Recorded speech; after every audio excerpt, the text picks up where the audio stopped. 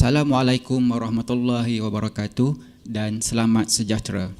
Para pembentang, para juri, seterusnya hadirin yang dihormati. Selamat datang ke pembentangan sesi selari yang kedua, Konvensyen Penyelidikan, Komuniti Pembelajaran Profesional dan Inovasi Pendidikan, Program Metrokrasi Kementerian Pendidikan Malaysia, kali ketiga tahun 2023. Pada petang ini, kita akan mendengar perkongsian ilmu yang akan dibentangkan oleh para akademik berdasarkan tajuk-tajuk yang telah dipilih. Sebanyak 3 kumpulan akan membuat pembentangan pada hari ini, iaitu yang pertama Ustaz Mat Ishak bin Said dari Kolej Metrokrasi Johor, kedua Tuan Khairuddin bin Nozari dari Kolej Metrokrasi Sarawak, dan yang ketiga Tuan Haji Amran bin Mat Said dari Kolej Metrokrasi Negeri Sembilan. Pembentangan pada hari ini akan dijurikan oleh Profesor Madya Dr. Fariza Putih Behad dari Universiti Sains Islam Malaysia. Beliau juga merupakan ketua juri bagi penyelidikan. Juri kedua merupakan Profesor Madya Dr. Nur Saazai binti Mat Saad, juga dari Universiti Sains Islam Malaysia. Para pembentang, hadirin sekalian, di sini dinyatakan syarat-syarat bagi sesi pembentangan pada kali ini. Pertama, setiap pembentang akan diberikan masa hanya 10 minit. Kedua, loceng akan dibunyikan sebanyak 1 kali pada minit yang ke-8. Ketiga, loceng kedua akan dibunyikan sebanyak 2 kali pada minit yang ke-10. Keempat, 5 minit diberikan untuk sesi soal jawab. Kelima, loceng akan dibunyikan 1 kali sebagai tanda minit kelima telah tamat. Dan yang terakhir, diminta semua peserta pembentangan dikehendaki kekal berada di dalam bilik sehingga semua kumpulan selesai membuat pembentangan. Hadirin sekalian, masa yang dinantikan telah tiba untuk kita sama-sama mendengar dan menakul apa yang akan disampaikan sebentar nanti oleh para pembentang bagi kategori penyelidikan. Untuk itu, sesi pembentangan akan dimulakan dengan menjemput pembentang yang pertama, iaitu Ustaz Mat Ishak bin Said daripada Kolej Metrokrasi Johor dengan tajuk Penggunaan Aplikasi Mentimeter untuk Meningkatkan Literasi Pelajar dalam Pengajaran dan Pembelajaran Pendidikan Islam. Dipersilakan.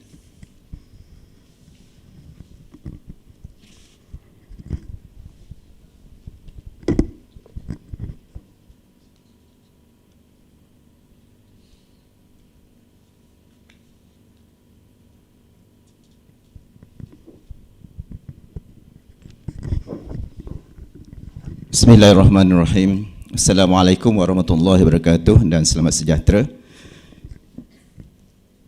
Yang dimuliakan Tuan Moderator, yang dikasihi panel juri dan hadirin yang dihormati sekalian. Saya Mat Ishak bin Said dari Kolej Metrokrasi Johor mewakili kumpulan jauhar di kolej kami untuk membentangkan kajian tindakan kami yang bertajuk Mentimeter atau penggunaan aplikasi Mentimeter untuk meningkatkan interaksi pelajar dalam pengajaran dan pembelajaran pendidikan Islam. Tuan-tuan dan puan sekalian, aplikasi Mentimeter adalah merupakan satu daripada aplikasi web tool 2.0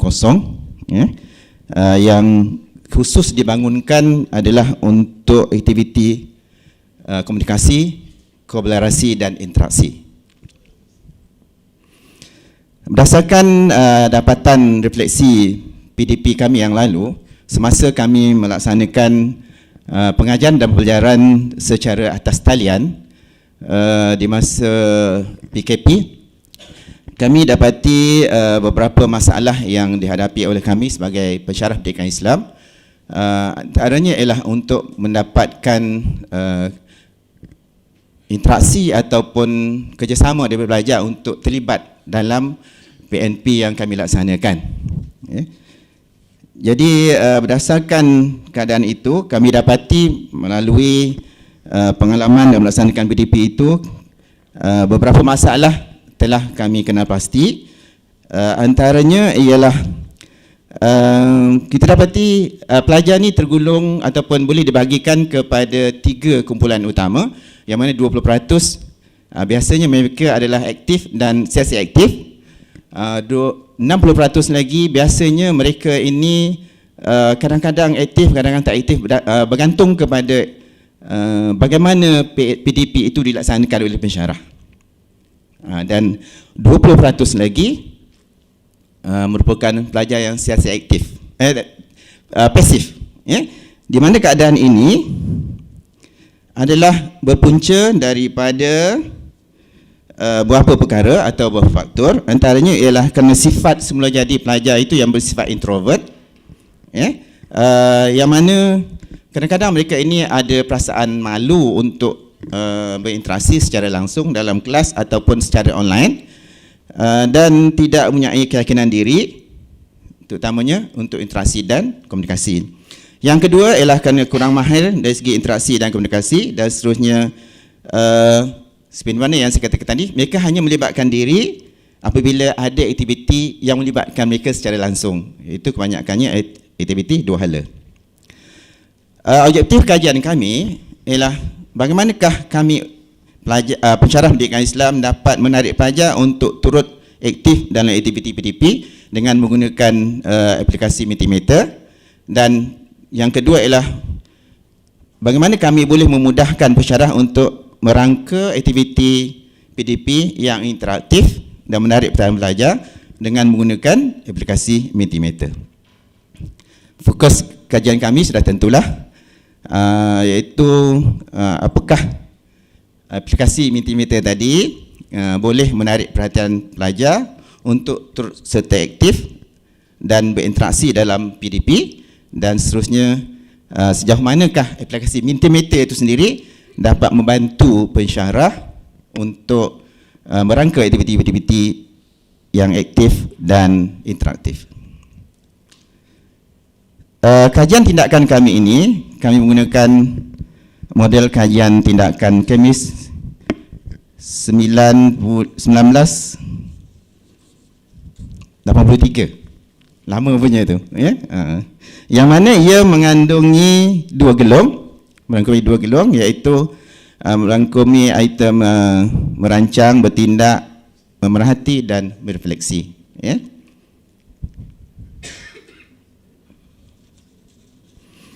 Okey, seterusnya saya terangkan sedikit. Gelong pertama adalah untuk mengenal pasti masalah yang berlaku, di mana semasa kami melaksanakan PDP online semasa PKP tadi, dan kami telah mengenal pasti masalah itu tadi. Itu dah gelong pertama lah. Dan kami telah mencadangkan melaksanakan tindakan yang kedua, iaitu untuk mencari apakah tindakan atau intervensi yang sesuai untuk mengatasi masalah dalam gelong pertama tadi.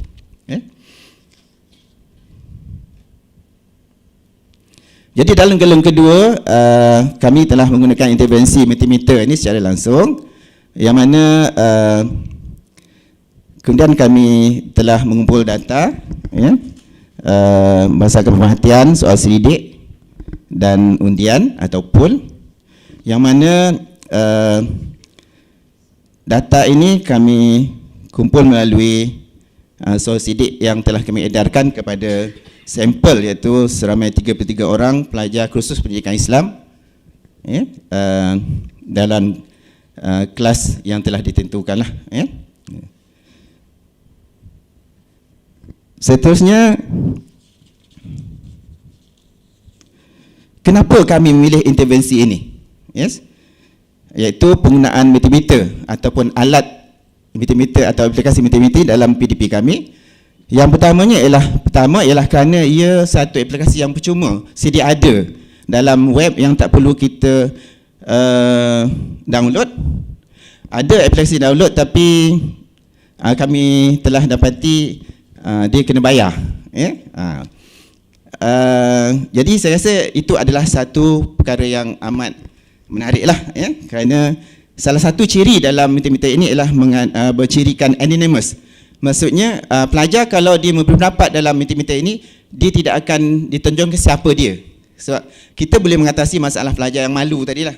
Sebab walaupun dia memberi jawapan yang salah, tidak betul dan sebagainya, dia masih lagi berusaha untuk mengemukakan pendapat. Ya? Kerana di sini namanya tidak akan tertera, melainkan kalau kita cari ataupun dia meletakkan ini adalah soalan ataupun jawapan daripada sipulan dan sipulan. Ya? Yang kedua, berdasarkan Muhammad Azran, Muhammad Saleh dan lain-lain mengatakan bahawa aplikasi teknologi web 2.0 termasuklah Mentimeter ini dibangunkan untuk komunikasi dan interaksi serta kolaborasi. Jadi kami dapati bahawa ini adalah satu aplikasi yang dapat membantu kami untuk menyelesaikan masalah yang kami hadapi tadi. Dan seterusnya ialah berdasarkan HAD 2020 mengatakan bahawa aplikasi Mentimeter ini adalah mempunyai kedudukan yang ke-26 daripada 100 aplikasi web tool 2.0 yang popular digunakan.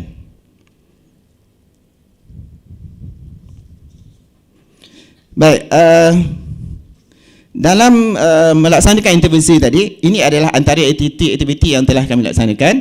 Ini adalah aplikasi Mentimeter lah ni, ya, di mana kita boleh memberi atau meminta pandangan pelajar, ya, melalui pool, brainstorming,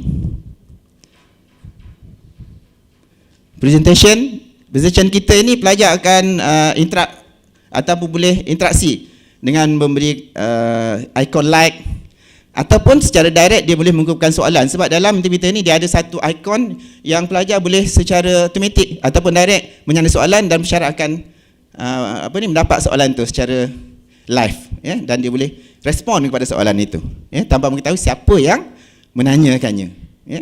Dan kebanyakan bila kami melaksanakan PDP, kami dapat banyak soalan-soalan yang kami tak jangka, ya, secara orang kata di balik tabir.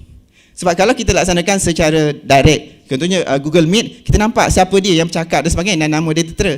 Tapi bila Mentimeter ni kita tak tahu siapa. Jadi sebabnya mereka galak mengumpulkan soalan. Ini presentation. Ini adalah quiz online. Ya. Jadi refleksi yang kami lakukan, pemerhatian kami mendapati bahawa pelajar menunjukkan penerimaan yang positif terhadap penggunaan Mentimeter dan berlaku perubahan ketara kepada suasana PDP di mana pelajar lebih aktif dan mudah memberi pendapat, buat soal jawab dan berinteraksi dengan mesyuarat. Ini adalah dapatan kajian kami melalui undian di mana 33 orang pelajar tadi memberikan jawapan. Antaranya ialah seronok dalam PDP, ya, yakin, berasa diberi peluang, mudah melaksanakan ataupun memberi pendapat, dan juga dia kata pengajaran pensyarah itu adalah satu yang menarik. Dan melalui soal sidik yang kami edarkan kepada mereka, sebahagian besar memberi kata sangat setuju dengan perisian ini, yang mana ia amat sesuai dan boleh menarik perhatian pelajar untuk terus serta aktif dalam PDP. Sekian daripada saya. Terima kasih.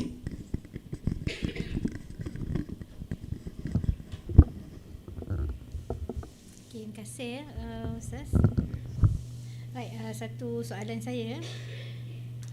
Jadi kiranya tadi permasalahan bermula dengan pelajar tidak aktif dalam kelas, jadi pasif. Yeah. Jadi setelah penggunaan Mentimeter ini, adakah interaksi pelajar bertambah baik? Ya, berdasarkan pelaksanaan PDP secara online dan bersemuka, sebab PDP kita melaksanakan pendidikan hybrid, ya. So secara keseluruhannya memang kita dapati bahawa responnya amat baiklah. Sebab kalau sebelum ni ialah belajar pendidikan Islam ni orang kata konseptual dan sebagainya. Ada yang kata tu benda asas, boring, ataupun kadang pelajar tak ambil cakna sangatlah. Tapi bila kita melaksanakan Mentimeter ni, kita tak langsung penumpuan pelajar tu sebab dia nak tengok apa aktiviti lepas ni, apa aktiviti, kan. Contohnya kita gunakan word cloud tu, cloud word tu saya. So puas kita nak layan lah. Ya, hasilnya kita dapat satu keputusan. Maksudnya hasil daripada pelibatan pelajar ni, kita mendapat satu pandangan yang jelas daripada pelajar dan mereka memberi jawapan itu dan kita respon balik lah. Ya. Okey. Soalan seterusnya lah kan. Bagaimana pula penggunaan Mentimeter ni daripada pandangan pensyarah? Sebab dalam objektif yang kedua, Ustaz ada sebut untuk membantu pensyarah mereka bentuk pengajaran. Jadi dalam artikel ni dia tak tertulis pun pandangan pensyarah tu. Macam mana? Oh, ya, itu mungkin ada cadangan untuk tapi objektif tadi kita dah nyatakan. Cuma kita tak nyatakan, tapi secara keseluruhannya melalui PDP yang kita laksanakan, kita dapati pensyarah dia melaksanakan perkara itu secara tidak langsung lah, dan hasilnya ialah dia adalah satu PDP yang menarik pelajar. Kerana aktiviti itu bukannya seperti yang tradisional, syarahan ataupun dalam bentuk kerja kumpulan saja, tapi ini adalah bentuk online ataupun menggunakan aplikasi tadi, dan kita tahu pelajar dia savvy dengan gadget, dan pensyarah gunakan aplikasi itu ataupun item-item dalam Mentimeter itu, dan akhirnya menghasilkan satu pengajaran yang menarik lah. Dan sebenarnya kalau kajian tindakan ni, dia persepsi pelajar itu penting dan persepsi pensyarah itu pun sama penting dengan apa hasilnya kepada pelajar kan. Ya, betul. Jadi saya rasa mungkin perkara ini boleh explore lagi. Pandangan pensyarah pun penting, sebab tadi saya sebenarnya tertarik dengan bila Ustaz cakap kami di belakang tabir. Kenapa guru di belakang tabir? Kerana dalam PDP guru dan pelajar sama-sama penting. Jadi mungkin fokus kajian tindakan ni yang akan datang mungkin boleh fokus juga kepada guru dan lihat bagaimanakah penggunaan aplikasi Mentimeter dapat membantu guru in terms of professional development. Itu cadangan saya untuk the next cycle lah. Okey, terima kasih Doktor. Okey, terima kasih Ustaz. Berkenaan dengan Mentimeter mungkin Ustaz boleh ada Ustaz sebut dah tadi, tetapi ingin saya mendapat penjelasan lebih lagi lah kenapa Mentimeter, dan sebab kita punya Web 2.0 tools ni Masya Allah sangat banyak. Jadi kenapa Mentimeter menjadi pilihan hati? Okey, yang pertama ialah seperti yang saya katakan tadi, Mentimeter ini dia just kita pergi pada mentimeter.com tu, just kita login dan gunakan. Ya, tak perlu nak ada kod, tapi pelajar nak menyertai kena ada kod lah. Kita sebagai presenter, kita create item-item pembelajaran itu. Dah banyak lah dia punya tu. Kalau kita beli bayar lagi banyak lah. Kuisnya, pool, kemudian presentation interaktif. Dan saya rasa itu dah merangkumi apa yang kita nak jadikan pendidik itu interaktif dan boleh melibatkan kolaborasi pelajar dan juga mungkin antara pensyarah juga. Ada tak Ustaz membuat pertimbangan lah antara beberapa jenis Web 2.0 tools ni dalam memilih Mentimeter sebagai pemenang lah untuk digunakan? Buat masa ni kita merujuk kepada kajian literature tadilah, yang seperti kata Hart tadi. Dia kata dia yang ke-26 berbanding yang lain tu. So kami nampak yang satu yang bersesuaian dengan kajian kami lah. Baik, terima kasih Ustaz. Ya, sama-sama.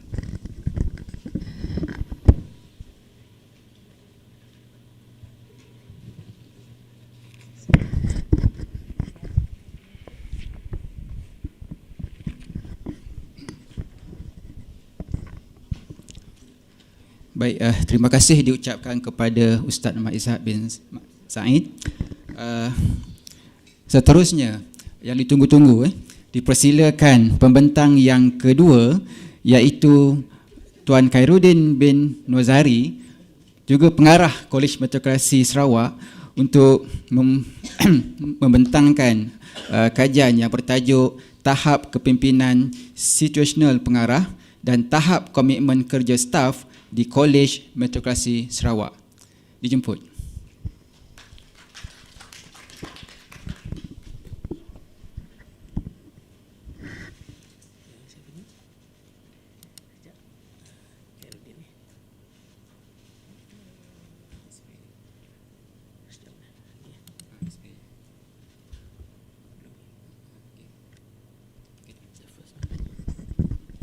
Bismillahirrahmanirrahim. Assalamualaikum warahmatullahi wabarakatuh dan salam sejahtera.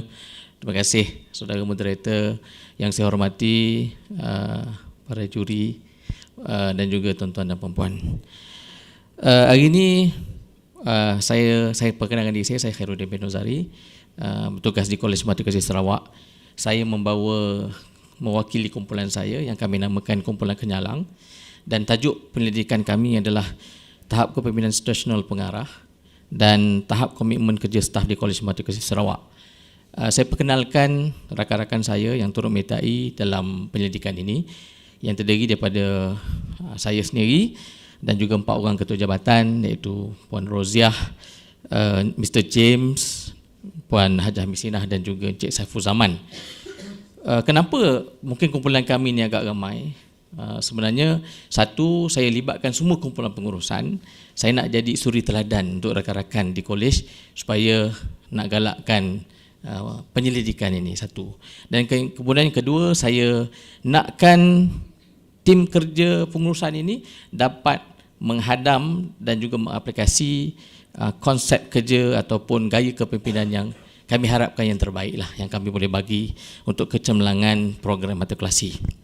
Baik, tuan-tuan dan puan-puan, kerangka pembentangan pada petang ini ada 4 segmen lah. Satu, pendahuluan, yang kedua metodologi, yang ketiga dapatan dan kajian, dan yang keempat adalah rumusan dan juga kesimpulan.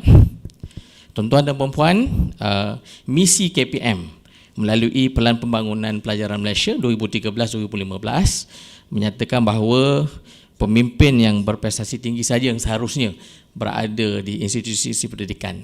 Jadi saya merasakan bila jadi pengarah ni, kita tak boleh syok sendiri. Kita kena tengok, kita sentiasa menilai diri kita dari segi gaya kepimpinan dan sentiasa boleh membuat penambahbaikan. Jadi untuk menyahut itu, ini juga Balai Chandran, menurut Balai Chandran 2001, dia menyatakan tak ada satu gaya yang terbaik. Gaya yang berbeza adalah perlu dengan mengikut situasi-situasi yang berbeza. Dan menurut Douglas 2006, dia kata kejayaan organisasi apabila pekerja mampu bekerja dengan lebih baik, lebih cepat dan dengan prestasi lebih tinggi. Saya nak bawa tuan-tuan dan puan-puan memahami apa dia kepimpinan situasional.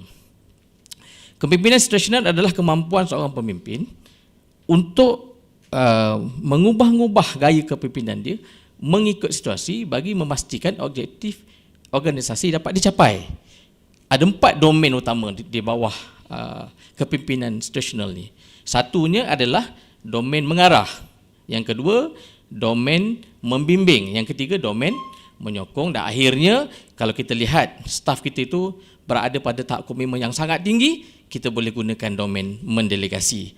Yang ini model kajian ni kami gunakan model kepimpinan situasi hubungan Kongres C 1994 dan model komitmen 3 dimensi Mayer and Allen 1991. Di mana Mayer and Allen 1991 menyatakan bahawa jika sikap manusia itu dijaga dengan baik, ia mampu meningkatkan usaha, kepakaran dan prestasi organisasi. Yang ini saya lihat pengalaman saya bertugas 24 tahun, ini benar. Tuan-tuan dan puan-puan, tujuan kajian untuk mengenal pasti tahap kepimpinan situasional pengarah terhadap komitmen kerja staf di Kolej Matrikulasi Sarawak. Dari segi metodologi penyelidikan, kami menggunakan kaedah kuantitatif, iaitu menggunakan soal selidik sebagai instrumen kajian. Soal selidik kita ada 35 soalan. Berdasarkan 7 domain tu kita ada 35 soalan. Setiap satu domain kita ada 5 soalan. Populasi kita, kolej kami adalah kolej yang paling kecil sekali, walaupun negerinya besar. Kita cuma ada 61 orang sampel staf dan juga pensyarah dan juga AKP kita. Dan menurut jadual Kerajinan Morgan, dia nak dalam jumlah 61 orang ni sekurang-kurangnya 52 orang sampel. Jadi kita dapat alhamdulillah ada 53 orang staf kita yang telah pun memberi maklum balas dalam kajian ini. Dan instrumen kita gunakan Google Form yang kita edarkan melalui aplikasi WhatsApp kepada semua staf college. Dan analisis data kita gunakan aplikasi SPSS versi 20.0, bukan yang terkini lah ni tuan-tuan ya. Dan dia mengukur tahap kepimpinan situasional pengarah dan juga tahap komitmen kerja staf. Dan untuk interpretasi skor, kita gunakan 5 skala Likert sebagaimana yang dicadangkan oleh Dasar Perancangan Pendidikan dan Pendidikan tahun 2006. Saya teruskan lagi dengan dapatan. Responden kita tuan-tuan, kita ada 53 orang tadi tu, 22 daripadanya adalah merupakan lelaki dan bakinya 31 adalah merupakan wanita. Dan kebetulan angka ini sama, tapi dia tidak memberi maksud 22 orang tu yang lelaki tu adalah pensyarah, tidak. Dia pensyarah tu ada lelaki dan perempuan lah.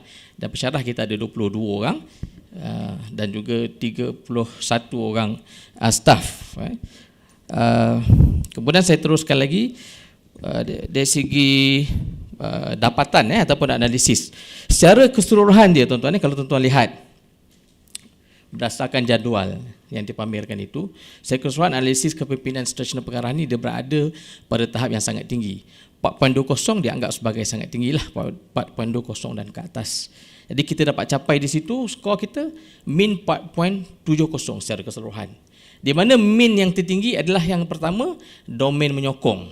Di situ kita dapat lihat dia 4.75 domain menyokong. Yang kedua, domain membimbing 4.71. Yang ketiga, domain mengarah gunakan kuasa formal 4.70. Dan yang terendah dekat situ adalah domain mendelegasi. Di Sarawak ni betul lah kita memerlukan yang atas 3 tu dulu sebelum pergi pada domain mendelegasi. Kemudian dari segi analisis komitmen kerja staf, secara keseluruhan dia menunjukkan pada tahap yang sangat tinggi dengan min 4.33. Sekali lagi kita gunakan lebih 4.20, dia sangat tinggi tadi. Di mana domain komitmen efektif. Domain komitmen efektif ni dia sangat berkait rapat. Sangat berkait rapat dengan emosi pegawai dan juga staf kepada kolej. Dia nak buat kerja tu sebab memang diri dia sendiri. Yang ini tinggi, 4.33. Kemudian dari segi komitmen penerusan 4.33, tadi 4.5 komitmen penerusan dia 4.33, sejauh mana dia nak berterusan memberikan sumbangan kepada organisasi. Dan akhirnya yang paling rendah tu adalah komen normatif harapan. Yang ini dia ada isu. Di sana ada 40% daripada Semenanjung. Jadi sudah tentulah harapan dia nak balik semula ke Semenanjung. Jadi sebab tu dia rendah 4.13. Tapi dia masih lagi tahap yang tinggi lah, walaupun tak di tahap yang sangat tinggi. Baik, saya teruskan tuan-tuan pada yang terakhir, iaitu dari segi rumusan. Kita dapat lihat bahawa hasil kajian ini memberi gambaran bahawa pengarah Kolej Matematikasi Sarawak pada tahun semasa telah pun mengamalkan gaya kepimpinan situasional dengan berkesan. Dia selari dengan kajian terdahulu pengupasan sebuah institusi pendidikan yang berkesan dan berkualiti memerlukan pemimpin yang efektif, yang berketerampilan dan ada daya kepimpinan yang sesuai mengikut situasi. Ini kajian kita. Dan gaya kepimpinan pengarah di Kolej Matematikasi Sarawak adalah bertepatan dengan model kajian dan dia masih praktikal dan dia boleh dikembangkan kepada kolej-kolej yang lain.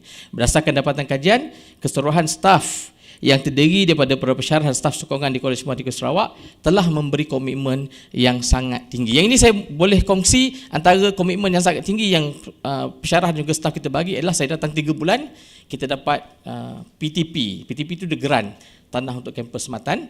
Dan kemudian yang kedua, baru-baru ni kita dapat pengiktirafan satu-satunya kolej matrikulasi yang dapat EXA oleh mampu, pengiktirafan persediaan. Saya ingat tak ada lagi kolej matrikulasi dapat EXA daripada mampu. Dan yang ketiga, alhamdulillah pada tahun sesi PSPM 2022-2023 kita dapat capai 80% min PSPM kita melepasi min bahagian. Yang mana sebelum ini kita dapat 20 ke 40% saja melepasi min bahagian. Itu kayu ukurnya lah. Cadangan kajian akan datang. Kami mencadangkan supaya pada masa akan datang kita akan buat reka bentuk kualitatif lah, melalui temu bual dan sebagainya atau mixed method. Kemudian pemberi ubah kajian boleh kita perluaskan dengan melihat prestasi pencapaian akademik pelajar. Walaupun yang ini tak dimasukkan, Tapi saya boleh ulas yang tadi lah, yang akan datang boleh masukkan. Kemudian seterusnya, kaedah analisis data juga boleh gunakan analisis inferensi ANOVA, dan juga pada masa akan datang dia boleh diperluaskan ke kolej-kolej matrikulasi yang lain. Dan kesimpulannya, kajian ini berjaya membuktikan bahawa gaya kepimpinan situasional sangat relevan dan masih praktikal, dan gaya situasional ini wajar diamalkan dan terbukti mampu meningkatkan komitmen. Terima kasih. Okey, terima kasih Tuan Khairuddin. Okey, pertama sekali tahniah. Saya rasa sebab bila kita membuat tahap kepimpinan situasional pengarah ini adalah untuk membuat kajian terhadap diri sendiri jugalah sebenarnya. Betul. Ya, sebagai pengarah kan. Okey, jadi satu usaha yang berani. Okey, cuma saya nak tanyalah ya, kenapa dipilih? Saya faham telah dinyatakan dalam literature review tadi dipilih situational leadership ni, tetapi kita ada banyak lagi leadership yang lain. Adakah pemilihan situational leadership tu berdasarkan pandangan sendiri ataupun bagaimana? Ya, terima kasih Doktor. Sebenarnya peratusan besarnya adalah pengalaman sendiri. Saya pernah bertugas sebagai ketua jabatan, sebagai timbalan pengarah dan juga baru ini sebagai pengarah. Saya melihat kita tak boleh nak melayan subordinate kita dengan satu sifir yang sama. Setiap individu mesti dilayan dengan kaedah yang berbeza. Jadi bila kita dapat layan dengan kaedah yang berbeza, dekat situ saya dapat lihat bahawa kita dapat sebenarnya matlamat kita nak capai objektif tu. Jadi yang itu satu. Dan kemudian bila kita lihat kajian-kajian Maimunah dan sebagainya, kita dapat lihat bahawa kajian-kajian terdahulu itu menunjukkan ya betul. Memang sebenarnya bagus kita melihat dari segi tahap komitmen. Kalau yang tinggi kadar komitmen tu kita nak arah-arah sangat, dia tak ni. Dia menjejaskan kreativiti dia. Kita delegate dia. Tapi yang tahap komitmen yang rendah ni memang nak kena diarah, kita follow up, follow through dan sebagainya. Kita kena gunakan kuasa formal kita tu untuk memastikan kerja tu dapat dilaksanakan dengan baik. Okey, terima kasih. Satu lagi. Okey, adalah berkenaan dengan saya setuju, iaitu keperluan untuk melaksanakan mixed method ataupun at least mesti buat kualitatif, kerana betul lah dalam kajian terdahulu menyatakan bahawa adanya connection ataupun adanya penyelarasan antara situational ataupun leadership quality ni dengan ataupun leadership skills ni dengan komitmen. Tetapi di sini tidak dapat pada saya lah tidak dapat digabungkan betul-betul bagaimana agaknya leadership itu menyebabkan komitmen itu naik. Okey. Faham. Okay. Jadi sebab itu memang ada dekat dalam cadangan kajian. Sebab yang ini kita masa kajian tu agak terbatas. Kemudian kita melihatlah memang kewajaran untuk itu. Terima kasih Doktor. Okay. Just one question. Yeah. Jadi because I'm quite impressed with the findings of the study. Then lepas tengok the findings and terfikir pula, then what is the impact of the study? The direct impact of the findings ni. Dia sebenarnya direct impact satu, dia motivasi kepada kami lah pihak pengurusan untuk terus mencari ataupun mempertingkatkan kaedah untuk memastikan saya bila datang Tuan bila datang ke tempat kerja tu kita nakkan keharmonian. Yang pentingnya bagi saya keharmonian bekerja ni dia akan bawa motivasi staf-staf kita untuk bekerja tanpa kita suruh-suruh pun sebenarnya. Jadi impact yang terbesar tu adalah sebenarnya kepada diri kita lah. Bila kita dapat lihat dapatan yang begini, maknanya kaedah yang kita gunakan itu betul. Dan yang kedua, kita boleh kongsikan.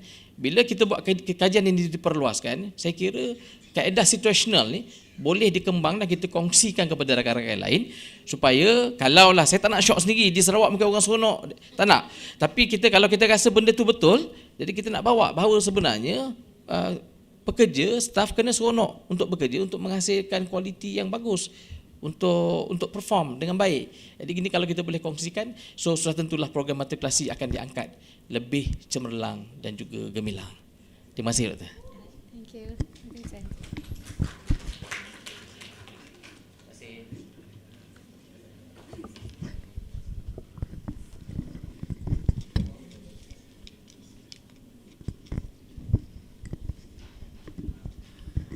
Okey, baik.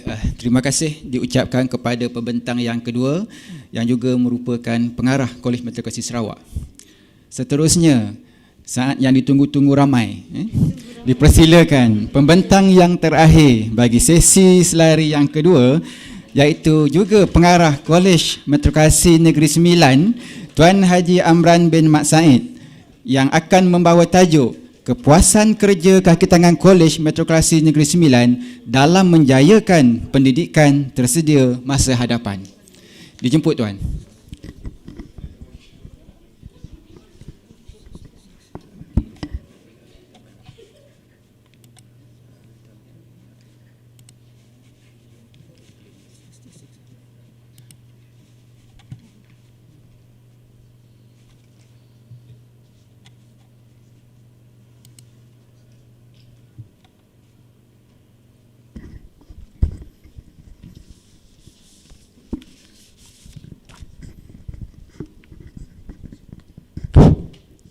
Assalamualaikum warahmatullahi wabarakatuh. Terima kasih moderator, barisan juri Profesor Madya Dr. Fariza, Profesor Madya Dr. Nur Sazai, dan semua hadirin sekalian. Syukur Alhamdulillah, hari ini tiba giliran saya untuk membentangkan kajian asas kami, iaitu kepuasan kerja kaki tangan Kolej Matrikulasi Negeri Sembilan dalam menjayakan pendidikan tersedia masa depan. Ahli kumpulan saya, iaitu saya sendiri, kemudian Cik Dani Asmadi dan Puan Amal Harun, panggilkan dia ADA.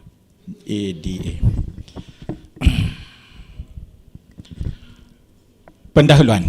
Kalau kita tengok burung, dia ada sarang burung. Manusia, asal dia rumah di atas pokok, run. Kemudian rumah di bawah pokok. Kemudian rumah di pelat-pelat dan rumah kondominium. Maksudnya benda manusia itu sentiasa berubah dari masa ke semasa. Dan burung daripada dulu sampai sini, dan insya-Allah akan datang pun rumah dia macam itu juga. Manusia ini menunjukkan bahawa manusia ini sentiasa berubah. Begitulah juga dengan dunia pendidikan. Dan kita ke arah selepas ini, saya yakin dan percaya program matrikulasi pun akan menyediakan future ready. Dari segi sini, nampaknya kita kena lihat apakah kesediaan pihak kaki tangan yang menyediakan tersebut. Daripada Pelan Pembangunan Pendidikan Malaysia, iaitu untuk menyediakan kepimpinan prestasi tinggi yang ditempatkan di sekolah-sekolah dan juga institusi pendidikan. Berasaskan kerangka 5 ini, daripada anjakan tersebut, kita perlu menyediakan pemimpin-pemimpin yang berprestasi tinggi. Dan daripada laungan, slogan yang saya kerap kali laungkan di Kolej Matrikulasi Negeri Sembilan, iaitu sentiasa moving from good to be great.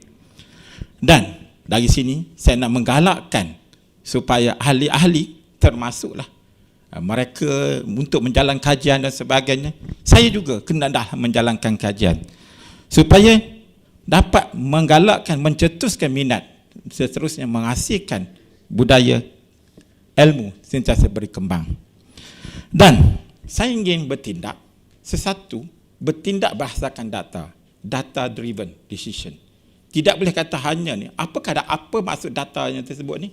Apa kena tindakan-tindakan? Hendaklah berdasarkan data. Antara inilah satu-satu kajian yang boleh saya cuba membawakan keadaan untuk berasaskan data. Okey. Dalam kajian ini, kami menggunakan model penilaian Kirkpatrick. Kirkpatrick ini dia ada asas dia, level 1, reaction, learning, behavior dan result. Of course, untuk sampai tahap ini pasal kajian yang amat ringkas, yang asas dahulu, hanya untuk menilai kepuasan bekerja. Apabila seorang individu sentiasa puas bekerja, seronok bekerja, mereka dapat menghasilkan yang lebih produktiviti yang lebih baik. saya ingin bawa semua tentang penyataan masalah. Kalau kita tengok GPA, dia telah menyatakan bebanan kerja ni melebihi tugas hakiki. Begitu juga kita dengan guru dengan bebanan guru dan sebagainya. Dan begitu banyak hasrat untuk bersara awal, NUTP dalam bersara awal. Syukur Alhamdulillah, di Kolej Matrikulasi Negeri Sembilan tidak ada fenomena itu. Tetapi telah ada bibit-bibit tersebut. Untuk itu, satu kajian yang perlu lihat sejauh mana mereka puas dan sebagainya supaya mencari motivasi dan seterusnya. Apakah objektif kajian kami? Yang pertama sekali adalah mengukur tahap kepuasan kerja staf Kolej Matrikulasi Negeri Sembilan. Kita nak ukur staf ni puas hati ke tidak. Dan yang kedua, mengenal pasti dimensi yang menyumbang kepuasan apa. Apakah dimensi yang boleh menyumbang kepuasan hati. Dan yang ketiga, meneroka faktor meningkatkan dan mengurangkan kepuasan kerja staf Kolej Matrikulasi Negeri Sembilan. Berdasarkan teori Herzberg, ada terdapat dua faktor motivasi dan satu lagi adalah faktor higien. Kalau kita tengok faktor motivasi adalah untuk menyumbang kepada tahap kepuasan kerja seperti pencapaian, penghargaan, peluang kenaikan pangkat, bidang pekerjaan dan kemajuan. Manakala faktor higien, dia tidaklah menyumbang kuat tetapi juga mewujud dalam satu-satu pencapaian, iaitu seperti mengambil berat, caring, selalu berhubungan baik antara satu rakan sekerja dan sebagainya. Untuk melaksanakan kajian ini, kami telah ambil satu pendekatan daripada Spektro. Spektro itu untuk mengkaji tentang gaji, kenaikan pangkat, penyeliaan, polisi dan peraturan rakan sekerja dan bidang tugas mereka tersebut. Dan melalui metodologi di sini, kajian kami ada beberapa metodologi. Yang pertama sekali, kajian ini menggunakan kaedah kuantitatif dan kualitatif. Kita ada questionnaire, kita ada juga soal jawab dan soalan terbuka dan sebagainya. Dan populasi adalah secara rawak terbuka kepada semua warga kolej. Dan alhamdulillah daripada 265 waktu itu, yang menjawab soalan 210. Satu populasi yang agak baik untuk dinilai. Dan untuk skala Likert, kami pakai skala Likert 4 untuk mengelakkan daripada orang ambil titik tengah, terutama orang Asia, dan play safe. Oleh sebab itu kita ambil skala 4. Dan interpretasi kita menggunakan kaedah interpretasi skor min melalui Tajolosa. Keboleh percayaan instrumen kita menggunakan MSQ 20 item, alpha cross batch 0.95. Untuk kesahan, kita ada dua kesahan sini, kesahan konstruk dan satu lagi kesahan muka. Untuk kesahan konstruk, kita pakai unidimensi daripada analisis model Rasch lebih 60% melebihi 20. Maksudnya kalau kita item soalan itu ke arah itu, dia tidak pergi cabang-cabang lain dah. Kalau 10 orang semua pergi ke arah itu, lebih multidimensi dia lebih tinggi. Manakala kesahan muka, kita tengok kepada kena pasti tahap kebolehan, kejelasan ayat. Ayat tu boleh faham ke tidak? Keboleh percayaan, keboleh bacaan dia tidak, dan penggunaan yang tu dipahami ke tidak. Oleh sebab itu kita tinggal kita ambil guna ni 2 orang daripada pensyarah AKP dan 2 orang secara read aloud. Kita baca dan dengan dia faham ke tidak. Dapatan kajian.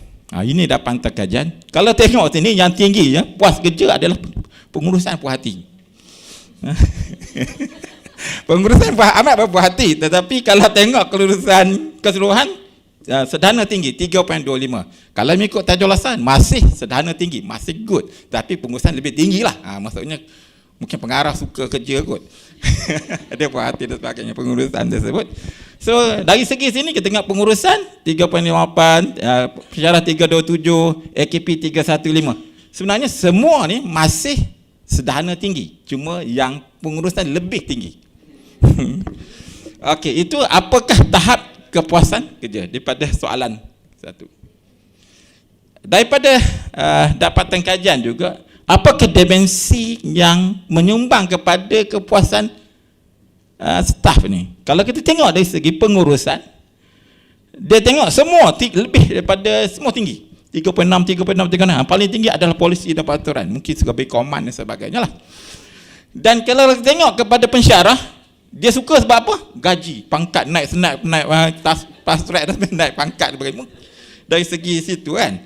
Dan tengok dari segi AKP yang paling banyak dia suka bidang tugas.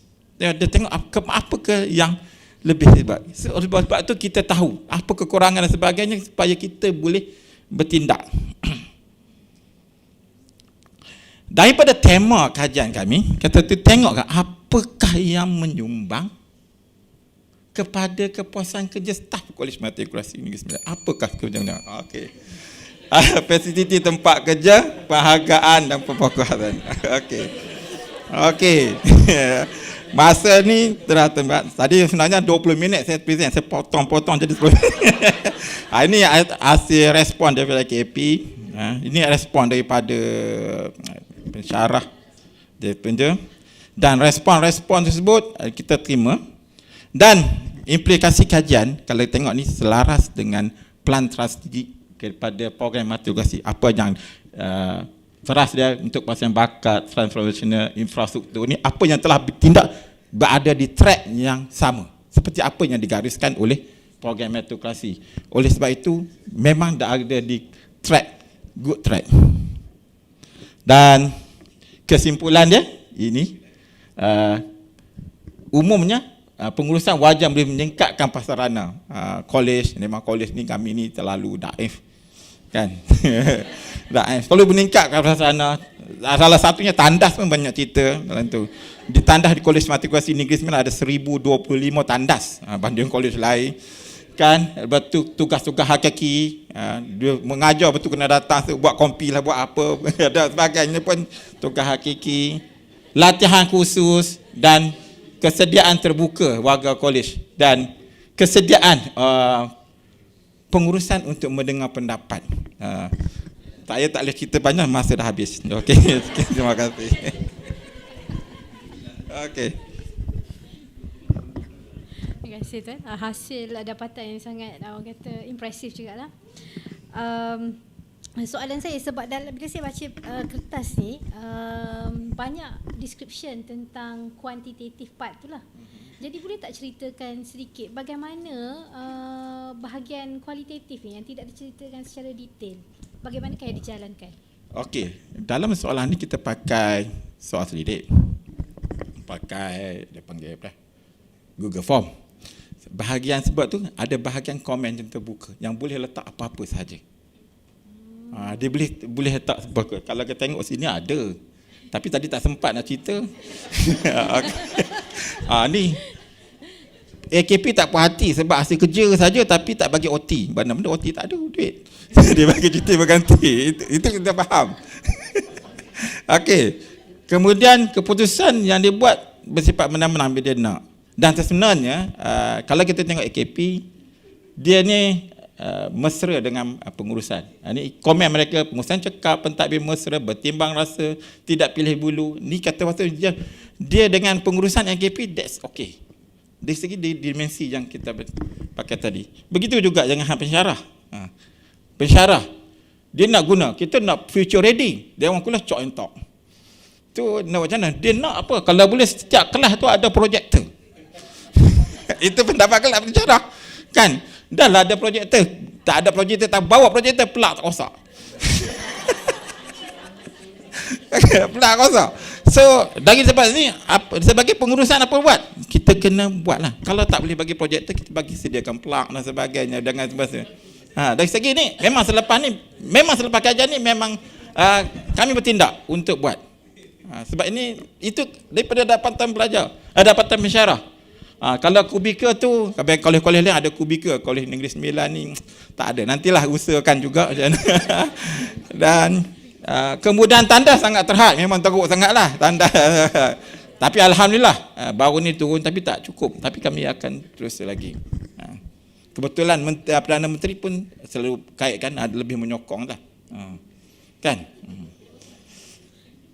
Saya itulah ucapkan tahniah kerana dapatan kajian ni diberikan ikut kategori. Jadi kita dapat lihat bila di highlight tu dapat lihat perbezaan kecenderungan setiap kumpulan. Jadi saya rasa tu sangat orang kata sangat valuable lah data-data yang telah di present ni. Jadi boleh memahami setiap kumpulan ada priority yang different, ada needs yang different. Jadi pihak pengurusan mungkin mengambil tindakan yang sewajarnya lah kan.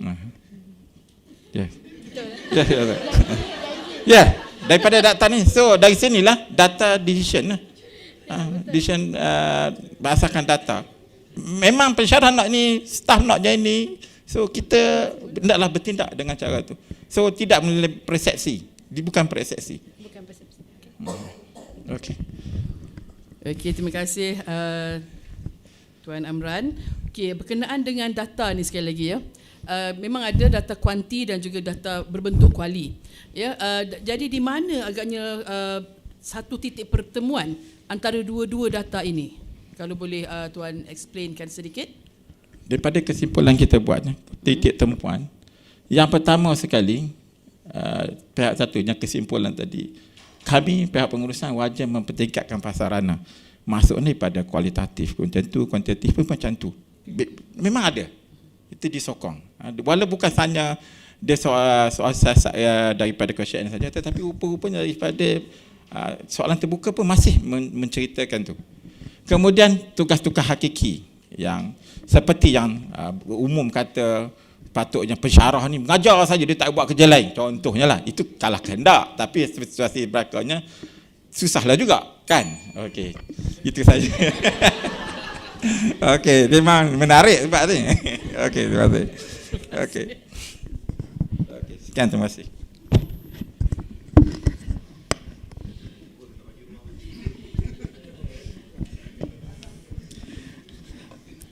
Baik, terima kasih diucapkan kepada pembentang yang terakhir yang saya kira hebat dan dahsyat. Naik markah saya ni. Okey, berakhirnya pembentangan sebentar tadi, maka berakhirlah sesi pembentangan selari 2 bagi kategori penyelidikan. Banyak ilmu baru yang kita perolehi pada hari ini. Semoga setiap kumpulan akan beroleh kejayaan. Terima kasih diucapkan kepada semua kumpulan dan terima kasih juga diucapkan kepada pihak juri. Sebagai tanda penghargaan, di sini akan disampaikan sijil kepada semua pembentang. Untuk itu,